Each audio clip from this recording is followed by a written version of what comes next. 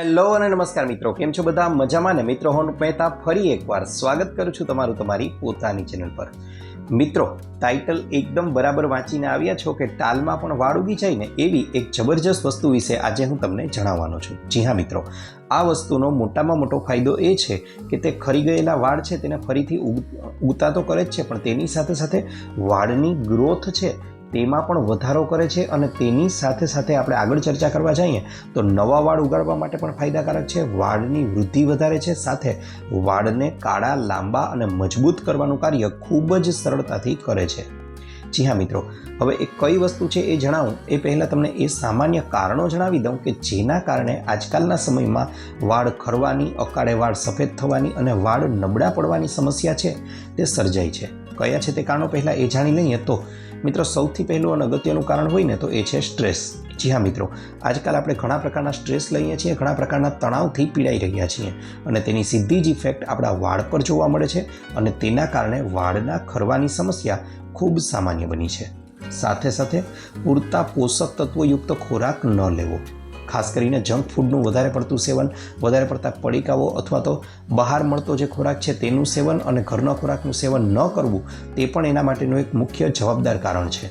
આગળ વાત કરવા જઈએ તો હોર્મોનલ ઇમ્બેલેન્સ હોય તો તેના કારણે પણ આ પ્રકારની સમસ્યા સર્જાઈ શકે છે. જેમાં તમે ખાસ કરીને PCOD છે, થાઇરોઇડ છે, આવી સમસ્યાથી પીડાતા હોવ તો આવી સમસ્યાઓ તમને જોવા મળે છે, જેનું મુખ્ય કારણ છે વાળ ખરવા.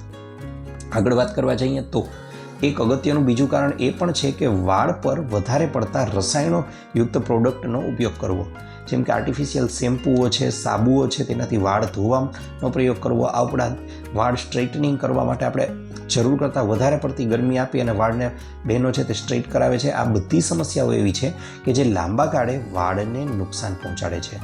અને આગળ વાત કરવા જઈએ તો આવી બધી વસ્તુઓથી બચવું જોઈએ અને આપણે લોકોએ વાળની ગ્રોથને વધારવા માટે કઈ વસ્તુનો ઉપયોગ કરવાનો છે તો એ પહેલાં જણાવી દઉં તમને. તો એનું નામ છે મિત્રો રોઝમેરી ઓઇલ.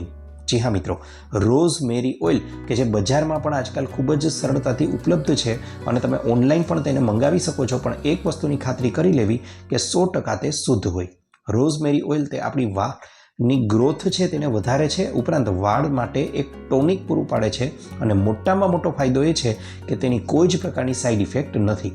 પણ યાદ રહે, રોઝમેરી ઓઇલને સીધું જ વાળ પર ન લગાવતા આપણે લોકોએ નાળિયેર તેલ હાથમાં લેવાનું છે, ટોપરાનું તેલ હાથમાં લેવાનું છે, રેગ્યુલર જે રોજ આપણે વાળમાં નાખીએ છીએ તેટલી માત્રામાં, અને તેમાં 2 થી 3 ટીપા, જી હા મિત્રો, 2 થી 3 ટીપા માત્ર રોઝમેરી ઓઇલના ઉમેરી બંનેને બરાબર મિશ્ર કરી અને વાળમાં આપણે લગાવી લેશું અને આ પ્રયોગને રોજે રોજ આપણે કરશું તો મિત્રો માત્ર 30 જ દિવસમાં તમારા માથામાં વાળમાં જે દેખીતો ફેરફાર જણાશે ને એ તમે લોકો ચોક્કસથી કોમેન્ટ બોક્સમાં કોમેન્ટ કરીને પણ જણાવશો.